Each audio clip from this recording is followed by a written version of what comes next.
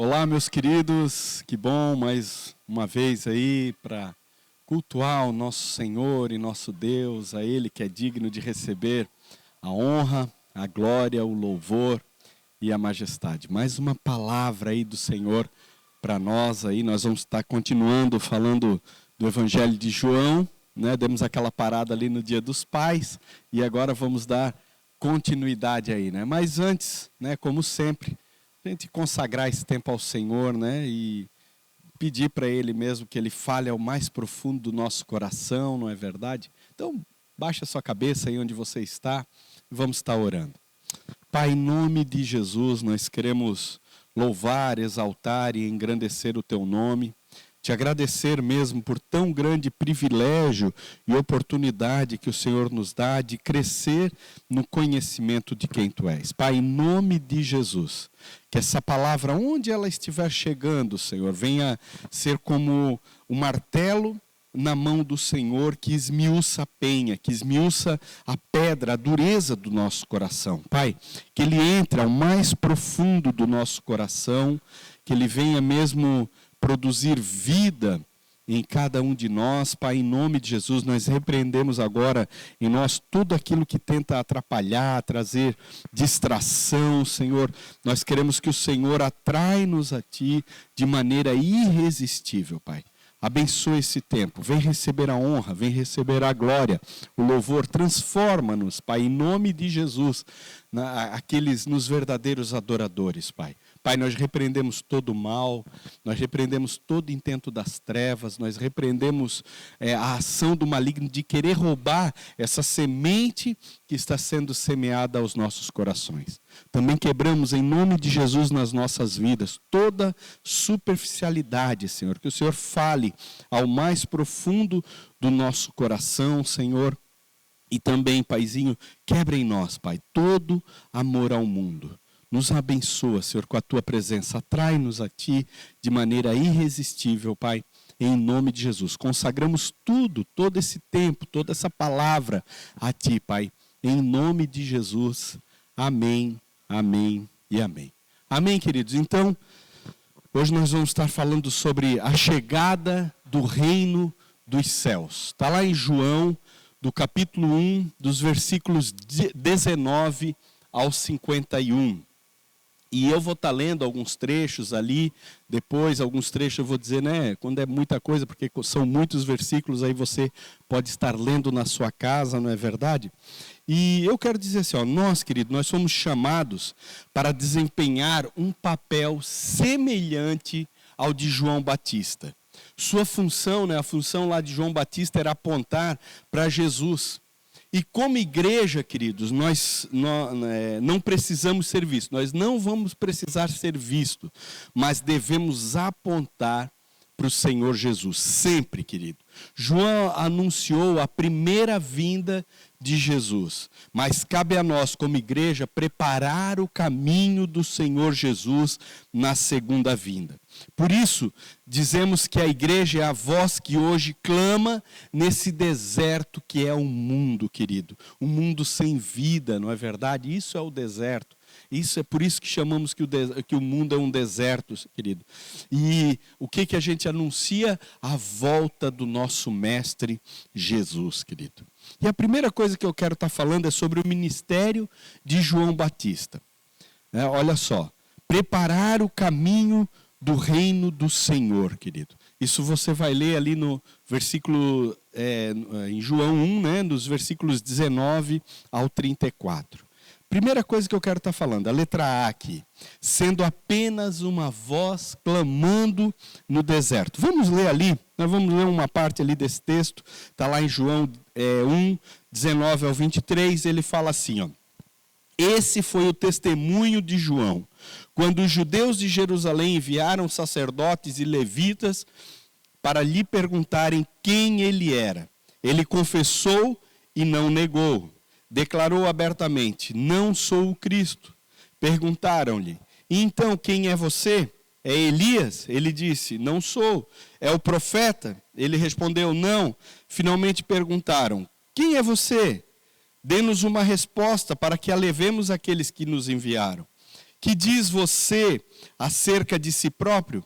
João respondeu com as palavras do profeta Isaías: eu sou a voz do que clama no deserto, façam um caminho reto para o Senhor. João 1, versículo 19 ao 23. Os fariseus, queridos, eles esperavam que Deus enviasse um grande homem como Elias ou algum profeta.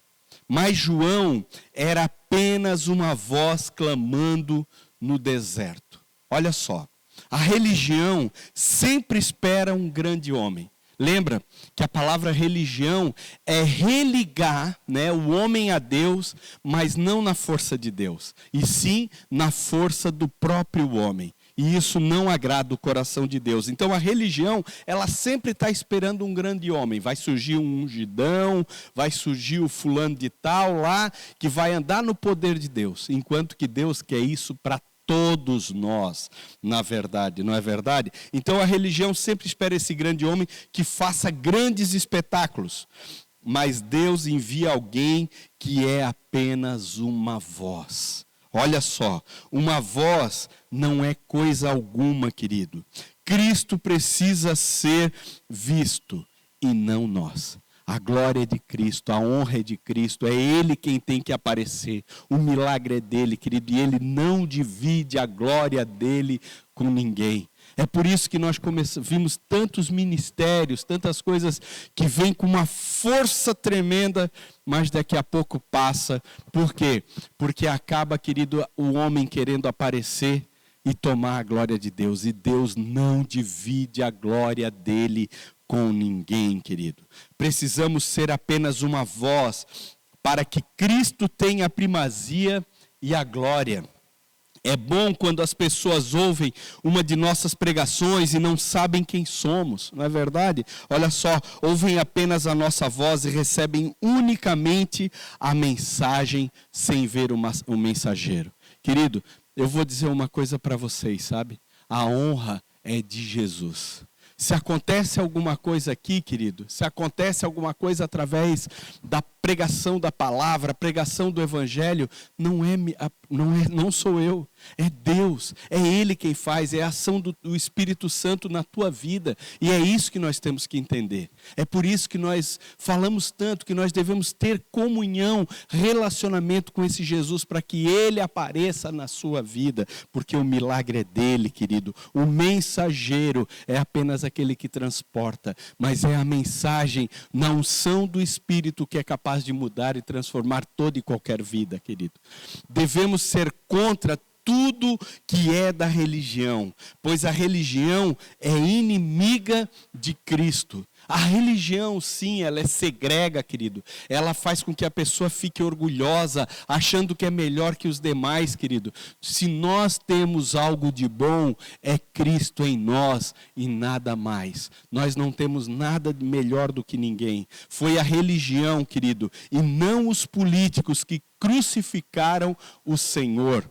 Olha só, hoje em dia, os maiores obstáculos ao mover de Deus são os próprios líderes religiosos e não o mundo ou o diabo, querido. Olha só, é a religião, é a religiosidade, os líderes religiosos que vão aí para a internet, querido, e ficam aí debatendo teologia, debatendo porque se acham melhores, isso é orgulho. E sabe o que o orgulhoso recebe? A resistência de Deus. Nós não podemos ser assim. B, querido, preparando o caminho para o Senhor. Eu quero ler com você João 1, dos versículos 24 ao 28. Fala assim: alguns fariseus que tinham sido enviados interrogaram-no: então por que você batiza, se não é o Cristo, nem Elias, nem o profeta? Respondeu João: eu batizo com água, mas entre vocês está alguém que vocês não conhecem. Ele é aquele que vem depois de mim, cujas correias das sandálias não sou digno de desamarrar. Tudo isso aconteceu em Betânia, do outro lado do Jordão, onde João estava batizando. de novo, está lá em João 1, dos versículos 24 ao 28. Assim como João preparou o caminho do Senhor batizando com água, simbolizando o arrependimento, nós pregamos o arrependimento para que as pessoas abram em suas vidas um caminho para Jesus. Está entendendo qual é o caminho que a igreja tem que preparar?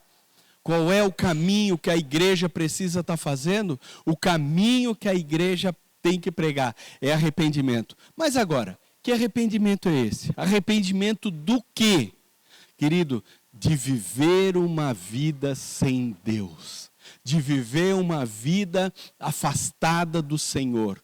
Porque quando a pessoa recebe a Cristo como Senhor e Salvador das suas vidas, o Espírito Santo passa a habitar nela, e esse próprio Espírito vai convencê-la do pecado, da justiça e do juízo. Você pode ter certeza disso. É o Espírito Santo, aquele que nasce de novo, querido, ele começa a ser constrangido pelas atitudes erradas que ele tem. É o próprio Espírito Santo, a obra é dele nas nossas vidas, mas nós precisamos pregar esse arrependimento, pregar isso para que as pessoas voltem para Deus, querido.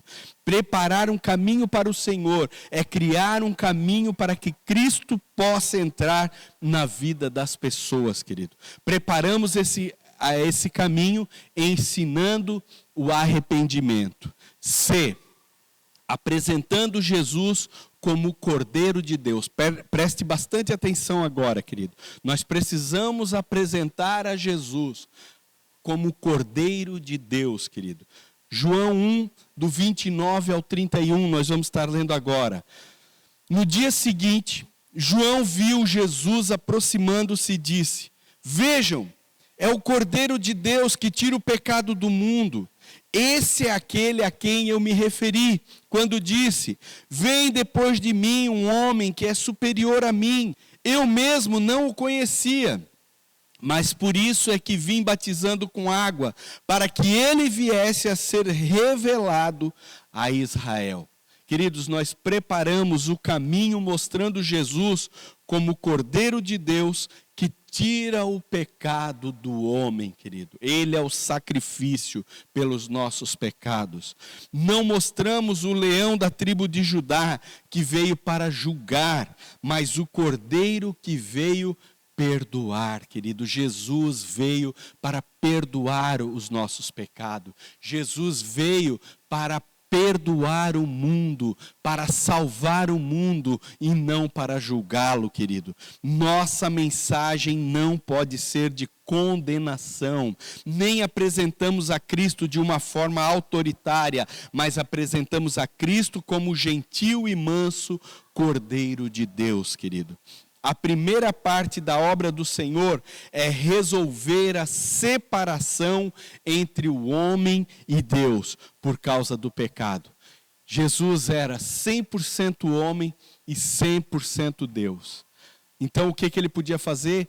O elo. Ele é o elo perfeito entre o homem caído e Deus.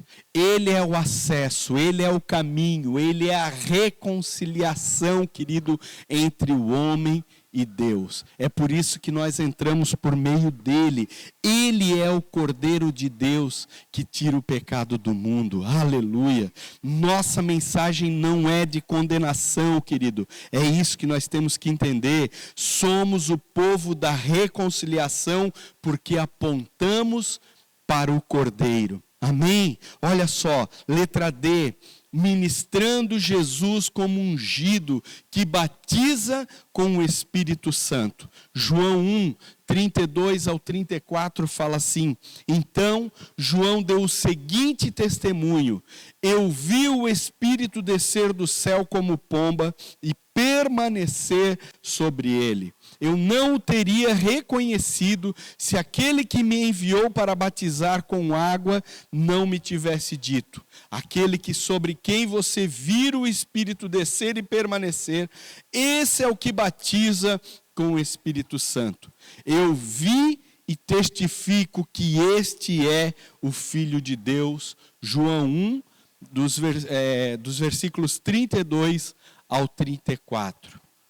O sinal de que Jesus era o Messias foi a descida do Espírito como pomba sobre ele, querido. O mesmo princípio se aplica a nós hoje. Somos reconhecidos como instrumento de Deus apenas se a unção se manifestar em nossas vidas, querido. É necessário que as pessoas vejam a pomba descendo sobre as nossas vidas. É necessário que as pessoas vejam em nós a marca do Espírito Santo, querido. É necessário que as pessoas vejam o resultado desse novo nascimento nas nossas vidas. É isso que eu digo, querido, não tem como nós temos nascido de novo e não começarmos a dar frutos do Espírito Santo.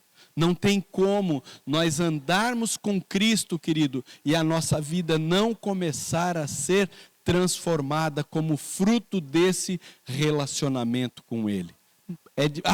Mas é devagar, pode ser, não tem problema, mas nós vamos começar a apresentar fruto de arrependimento, fruto de mudança, que o mesmo Espírito começa a operar em nós. Essa é a prova de que nós nascemos realmente de novo, e isso começa a ficar notório para todos, pode ter certeza. É necessário que as pessoas vejam, querido, essa mudança em nossa vida. Depois que a questão da separação for resolvida pelo Cordeiro, nós apresentamos a unção do Espírito, pois é ela que une Deus ao homem. Ela é o que testifica que realmente nascemos de novo. Segundo, querido, o Senhor Jesus trazendo o reino. Isso nós vamos ler lá em João 1, dos versículos 35 ao 51. Nós não vamos estar lendo agora, mas você pode estar lendo. Podemos ver pelo menos 4 princípios do reino nesse texto de João, querido. Uma coisa fascinante aqui é que João declara a 2 de seus discípulos que Jesus era o Cordeiro de Deus. O que aconteceu? Imediatamente, esses 2 discípulos, eles deixaram João e começaram a seguir a Jesus, querido. E agora, será que João ficou chateado? Será que ele, mas esses discípulos são meus, veio esse aí agora, ele que vai fazer discípulos para ele, não é verdade? Foi isso que João fez? Claro que não, querido. Não é verdade? João tinha maturidade. É uma coisa que está faltando hoje em dia na igreja. O meu discípulo, o discípulo de fulano, de Beltrano, querido, os discípulos são do Senhor. Que cada um obedeça a Deus, siga quem precisar seguir, mas guiado e direcionado pelo Espírito Santo e não por mera vontade, não é verdade?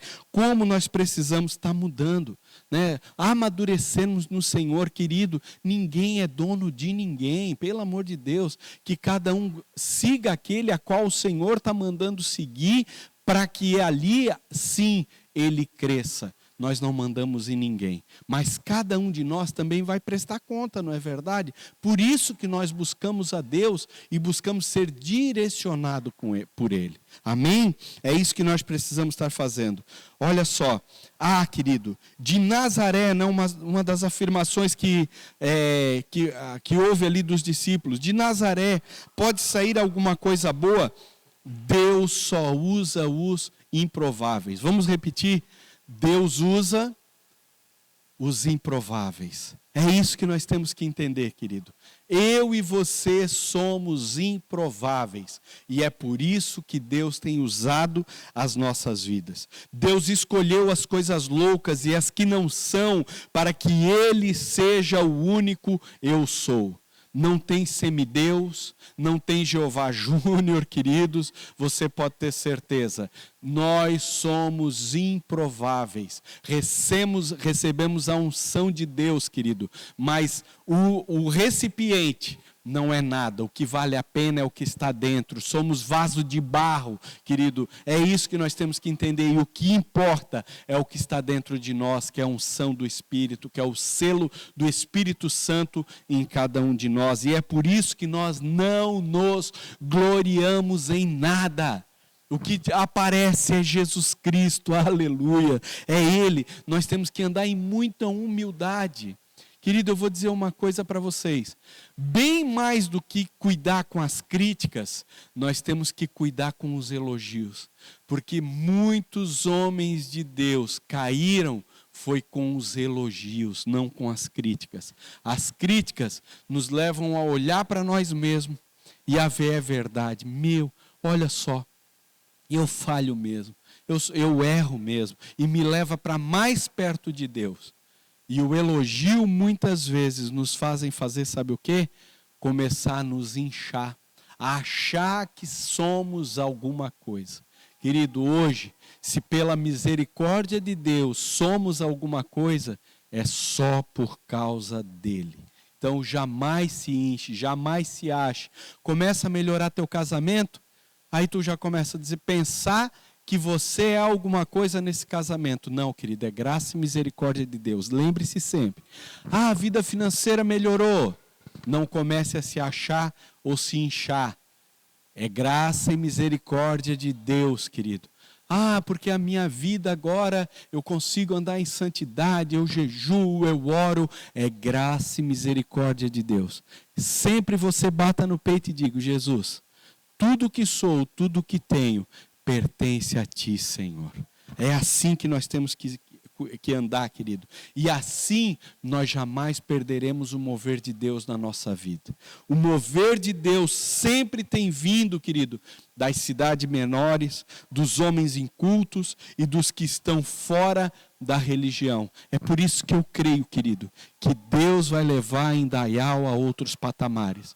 Aonde é Indaial? Uma tribo, uma aldeia, mas Deus vai levar, querido, pode ter certeza, essa Indaial que ninguém conhece, a ser um exemplo aí para outras grandes cidades, em nome de Jesus, do mover de Deus que vai acontecer aqui. E quando as pessoas virem a perguntar o que está acontecendo, nós vamos dizer: é Deus se movendo. A glória é dele. O que vocês estão fazendo? Permitindo a ação do Espírito Santo e nada mais, querido. É ele que tem que aparecer. B, o reino não é dos primeiros. Olha só, no texto vemos alguns discípulos vindo a Jesus. A maneira como Jesus se relaciona com eles nos mostra as realidades do reino de Deus, querido. A primeira coisa que vemos é o princípio do segundo na Bíblia. Olha só, André veio primeiro, mas Jesus liberou uma palavra para Pedro. Filipe veio primeiro, mas Jesus falou com Natanael. Na palavra de Deus nada é por acaso, e esses fatos não estão ali acidentalmente. Deus sempre rejeita o primeiro e escolhe o segundo. Você vai ver isso por toda a Bíblia, querido. Isso pode ser visto em toda a palavra de Deus. Caim era o primeiro, mas foi rejeitado e Abel foi aceito. Ismael foi rejeitado e Isaque aceito. Esaú foi rejeitado e Jacó escolhido. Moisés morreu no deserto e Josué entrou na promessa. Saul foi deixado de lado e Davi foi levantado. Querido, chegou a sua vez. Levante-se. Creia. Mas eu não sou. É esse mesmo que Deus vai usar. Sabe por quê? Porque a glória é de Deus. Mas já passou o meu tempo. Não, querido. Creia. Deus vai te levantar em nome de Jesus, porque a glória é dele. Em nome de Jesus, precisamos compreender, querido, que os últimos serão os primeiros. Deus rejeita aquilo que se coloca como primeiro. Isso é assim porque o primeiro sempre representa a velha criação. O segundo aponta para a nova criação, ou o segundo Adão, que é Cristo, querido. Letra C. Participamos do reino pela transformação. Olha só o que fala João 1, versículos 41 e 42. O primeiro que ele encontrou foi Simão, seu irmão, e lhe disse: achamos o Messias, isto é, o Cristo, e o levou a Jesus. Jesus olhou para ele e disse: você é Simão, filho de João, será chamado Cefas, que significa Pedro. Isso está lá em João 1, versículos 41 e 42. Quando Jesus encontrou com Pedro, disse ele seria chamado de Cefas, ou Pedro, querido.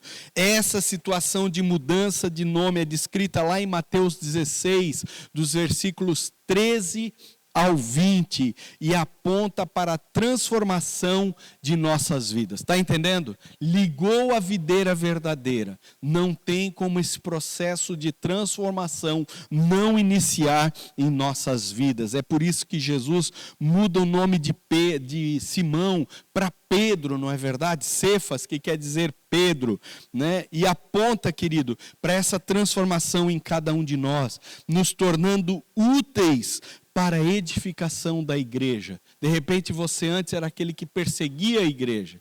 De repente você antes era aquele que debochava da igreja. Mas agora você é uma ferramenta na mão de Deus para a edificação da igreja. Repita assim comigo: eu sou uma ferramenta nas mãos de Deus para a edificação da igreja. Amém? Olha só, somos pedras vivas. Pedro, pedra. Pedra viva na edificação desse edifício vivo de Deus, querido, que é a igreja.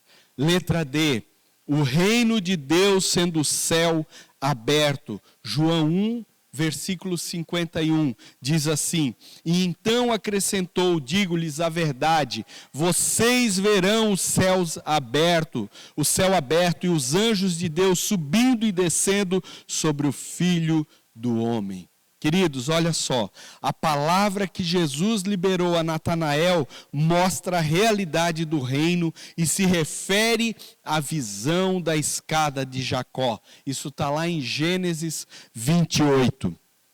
Olha só, vamos ler ali, nós vamos ler Gênesis 28, versículo 12, e depois nós vamos ler do 16 ao 19. Olha o que fala. Primeiro versículo 12. E teve um sonho no qual viu uma escada apoiada na terra.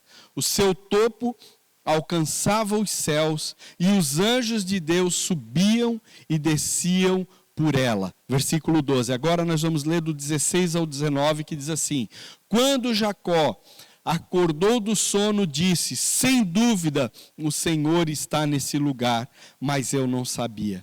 Teve medo e disse: temível é esse lugar, não é outro senão a casa de Deus. Esta é a porta dos céus. Na manhã seguinte, Jacó pegou a pedra que tinha usado como travesseiro, colocou-a de pé como coluna e derramou óleo sobre o seu topo. E deu o nome de Betel àquele lugar, embora a cidade anteriormente se chamava Luz. Amém? Olha só. Na visão de Jacó, alguns elementos se destacam. Preste atenção. Havia uma escada ligando a terra ao céu. Jesus claramente diz que ele é esta escada, lá no versículo 51. Jacó chamou ao lugar de sua visão, querido, de Betel, que quer dizer casa de Deus. Isso mostra que a igreja, sendo o reino de Deus, é também uma escada que liga a terra aos céus, querido. Depois disso, Jacó tomou uma pedra, colocou azeite sobre ela e fez dela uma coluna. Isso aponta para a edificação da igreja. Devemos ser feitos pedras vivas, cobertos pelo azeite do Espírito Santo para edificarmos a igreja. Querido, cada um de nós. Por isso você está vendo como você é importante nessa edificação da igreja. Você faz parte dela. Não fique simplesmente de braço cruzado, esperando que o outro faça, pensando que você não tem valor, que você não tem importância. Você tem muita importância. E Deus te escolheu para ser parte dessa edificação, querido. Onde houver pedras vivas cobertas de azeite, a janela do céu estará aberta e haverá edificação de Betel, a casa de Deus, querido. Olha só, letra E, sendo filho de Deus e filho do homem para trazer o reino. Olha só o que fala lá, João 1, versículos 49 ao 51. Diz assim: então Natanael declarou: Mestre, tu és o filho de Deus, tu és o filho de Israel, tu és o rei de Israel. Jesus disse: você crê porque eu disse que o vi debaixo da figueira? Você verá coisas maiores do que essa. E então acrescentou: digo-lhes a verdade, vocês verão o céu aberto e os anjos de Deus subindo e descendo sobre o Filho do Homem. Queridos, olha só, é interessante aqui que Natanael confessou que Jesus era o Filho de Deus. Mas quando Jesus se referiu a si mesmo como Filho do Homem, essa distinção é muito importante. Então, primeiro, Natanael confessa ele como o Filho de Deus, mas Jesus se refere a si mesmo como Filho do Homem. Essa distinção, querido, ela é importante porque somente quando cremos que Jesus, como Filho de Deus, é que recebemos a vida. Está entendendo? Jesus como Filho de Deus. O que a gente recebe? A vida de Deus em nós. Mas é compreendendo Jesus como Filho do homem que podemos desfrutar da herança do reino, querido. Jesus se fez homem para que pudéssemos ser filhos de Deus. E, consequentemente, usufruir de todos os privilégios de um filho do rei, querido. Eu não sei que situação você se encontra hoje, mas eu quero te dizer que de repente você ainda não aceitou a Jesus como Senhor e Salvador da sua vida. Eu quero te dizer que hoje é o dia. E o que eu preciso para receber essa vida de Deus dentro de mim? A palavra de Deus diz que eu preciso crer no meu coração, e declarar com a minha boca, e aí sim eu sou salvo. É fazer uma oração, é aceitá-lo de todo o coração na minha vida, querido. Quem sabe hoje é o dia que o Senhor está dizendo: faz essa oração.